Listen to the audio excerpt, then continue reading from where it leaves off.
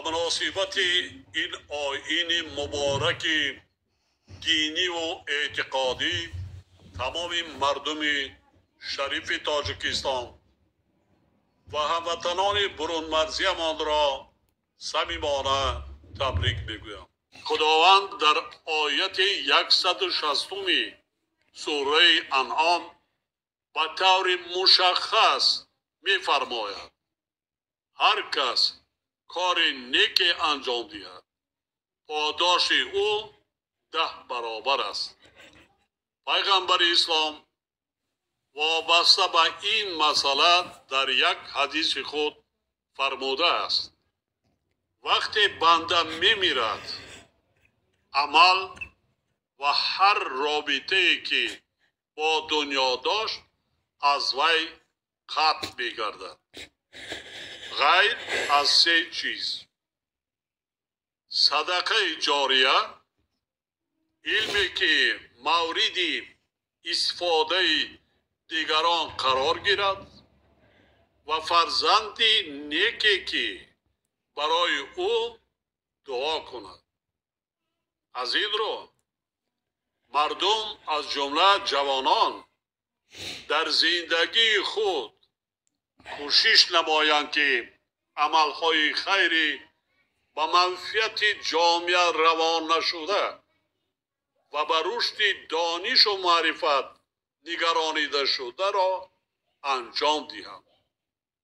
مهمتر از همه به پدر و مادر خود خدمت کنند، رضایت و دعای نیک آنها را گیرند تا اینکه عمر با برکت بینند.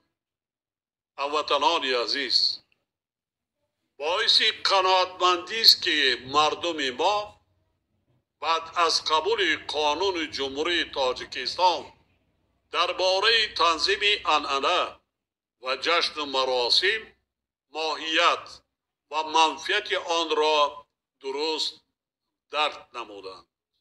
امروز مبلغ‌های صرف شده شهروندان برای بهتر کردن شرایط زندگی، بنیاد و آباد گردانیدن منزل‌های استقامتی و دیگر عمل‌های خیر روانه شده ایستاده‌اند. گذشت وقت و از جانب دیگر تا رفت مرکب و مشکل گردیدن وضع تأمینات مردم سیاره با مواد غذایی، عاقبت‌های تغییریابی اقلیم، کم‌آبی و خشکسالی در اکثر منطقه‌های عالم از جمله در کشور ما درستی اقدامات در این سمت اندیشیده ما را نشان داده ایستاده است. هموطنان عزیز ما قحطی و گرسنگی شاخهای جنگ تحمیلی شهروندی را خوب در خاطر دارند.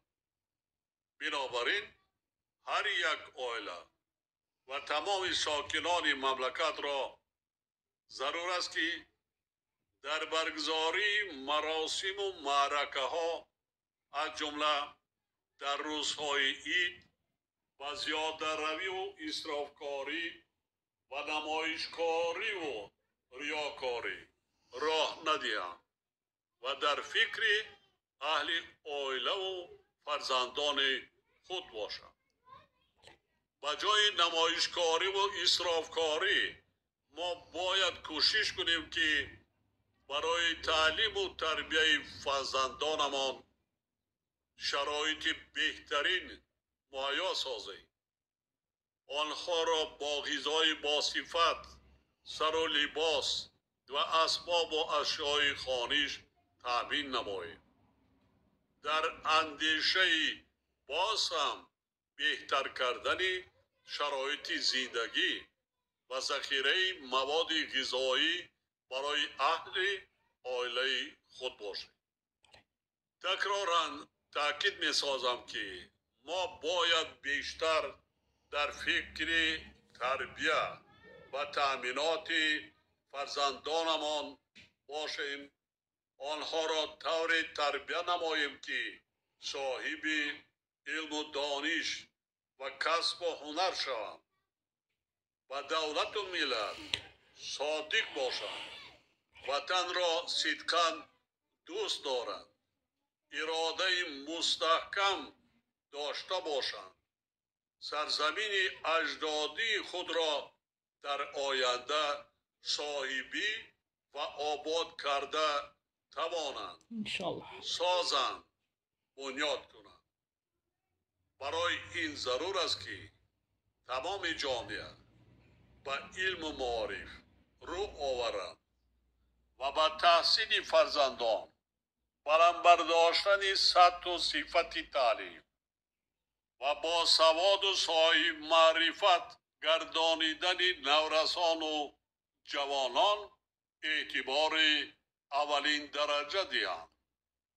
ما باید فرزندان ما را طور تربیت کنیم که نامبردار پدر و مادر باشند، آبروی دولت و ملت را در عرصه بین المللی بلند بردارند، نه اینکه باعث داغدار شدن نام نیک ملت تاجیک گردند. چون این رفتار ننگین به شأن پدر و مادر تاجیک و ملت صاحب فرهنگ و باستانی تاجیک مناسب نیست. بله. پس بیایید فرزندانمان را درست تربیت کنیم، آنها را علم و دانش و آداب و اخلاق حمیده آموزانیم، صاحب کسب و هنر گردانیم که آینده یعنی بعدی سر ما و شما در زندگی اذیت نکشند پدر و مادر تقدمت و راه گم نزنند. آمین. بخصوص امروزها که در کشورمان موسم بهار یعنی وقتی کشت و کار است، در قطار کشاورزان فرزندان و اهل عائله خود را به زحمت کشیدن، رویانیدن 3-4 حاصل، زیاد کردن استحصال محصولات و ذخیره مواد غذایی هدایت نماییم تا یگان عائله مردم ما محتاج و دستنیگر دیگران نگردد. یکی از خصوصیت‌های قانون ملی ما درباره تنظیم رسم و آیین‌ها جنبه معنوی آن میباشد. در قانون آمده است که مردم در روزهای عید رمضان و قربان دسترخوان معنوی آراسته و اسرافکاری و زیاده روی راه ندهند. آراستن دسترخوان معنوی، انجام دادن کارهای خیر از جمله زیارت پدر و مادر، خویش و اقربا، عیادت عزاداران، دعا و فاتحه بر روح گذشتگان، نصیحت فرزندان و برای درست هدایت کردن جوانان و نورسان است که از عنعنه‌های نیک و پسندیده مردم ما به حساب می رود. فراموش نباید کرد که عیدهای رمضان و قربان توی نیستند، بلکه یک مراسمی صرف معنوی، یعنی عیادت، زیارت، گرامی داشتی خاطره گذشتگان، در حق آنها دعا کردن و به جا آوردن شکرانه آرامی و آسایش و صلح و ثبات کشورمان می باشد. پدر و مادران به جای آراستن دسترخوان اسرافکارانه روز عید، یعنی به جای خرج و اسراف نمایشکارانه یک روزه، باید در فکر آن باشند که هر روز برای اهل عائله و فرزندانشان فضای ایدانه مهیا سازند تا آنها احساس کنند که هر روز برایشان عید است. اصلا ما مردم تاجیکستان خاک سیر فرزند هستیم. خویش و تبار زیاد داریم و دائم از حال و احوال همدیگر با خبر شدن عادت دیرینه ملی ما میباشد. هر یک عائله در یک سال تا 10-12 مرتبه خویش و تبار و پیوندان خود را مهمانداری میکند. با رعایت آداب و ادنه های ملی تاجیکانه مهمان نوازی کردن آنها برای ما کار ثواب و دارای خیر و واجبات بیشتر نسبت به آراستن دسترخوان عیدانه به حساب می‌رود. هموطنان عزیز، من در سخنرانی خود روز 9 مارس در ملاقات با نمایندگان جامعه و خادمان دین فکر و اندیشه هایم را دایر به وضع اعتقادی در کشور و راه های حل مشکلات در این سمت جای داشته مفصل بیان نمودم.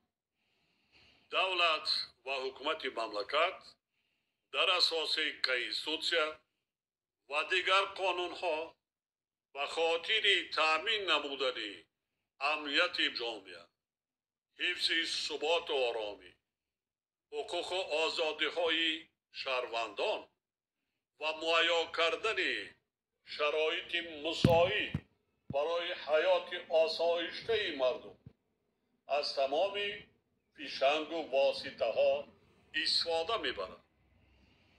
همچنین خاطر نشان می نمایم که شهروندان ما خصوصا نسل کلانسال کشور نباید عاملها و سببهای جنگ تعمیلی شهروندی سالهای 90 عصر گذشته را که به مردم مملکت بدبختی های زیاد آورده بود فراموش سازد.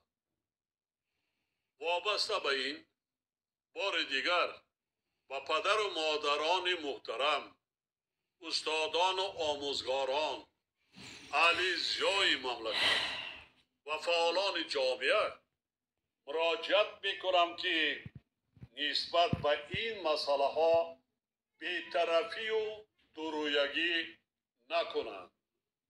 و تربیت فرزندان اعتبار باز هم جدی دهند. آنها را بی نظارت نگذارند. با فرزندان خود در هر جایی که باشند رابطه داشته باشند و آنها را همیشه برای درست هدایت نمایند. ما باید به مسئله بلند برداشتن سطح معرفت حقوقی مردممان اعتبار جدی دهیم. در چارچوبه کنستیتوسیا و قانون‌های عمل کننده مملکت زندگی و کار و فعالیت کردن را آموزیم و رعایت مقررات قانون را به عادت حتمی و هر روزه خود تبدیل دهیم. ما دیده ایستاده‌ایم که وضعیت جهان معاصر چقدر حساس گردیده. روند از نو تقسیم کنی دنیا، یراقناک شوی با شتاب و مرحله نوی جنگی سرد روز به روز شدت گرفته ایستاده است و کسی پیشگویی کرده نمیتواند که فردا چی میشود. در چنین شرایط نهایت مرکب و خطرزا ما نگذاریم که شهروندان و فرزندانمان بازیچه دستی گروه و قوه های منفیت جو گردد.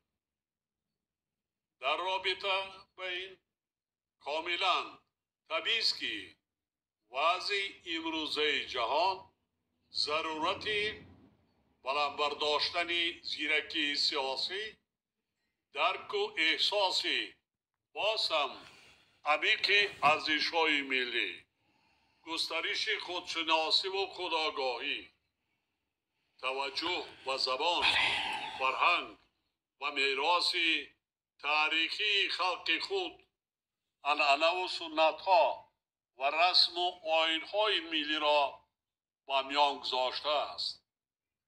ما باید ارزش‌های جاودانه مردممان را که در طول عصرها تشکل یافتند برای تربیت نسل‌های سازنده و آبادکار حفظ کنیم، استفاده نماییم و به میراث گذاریم.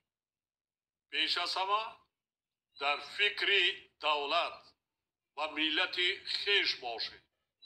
در نظر داشته باشیم که ملت تاجیک از ازل انسان دوست و تحملگرا بود و نام خود را در تاریخ و تمدن بشری با علم و فرهنگ و ادبیات جهانگیرش ثبت کرده است.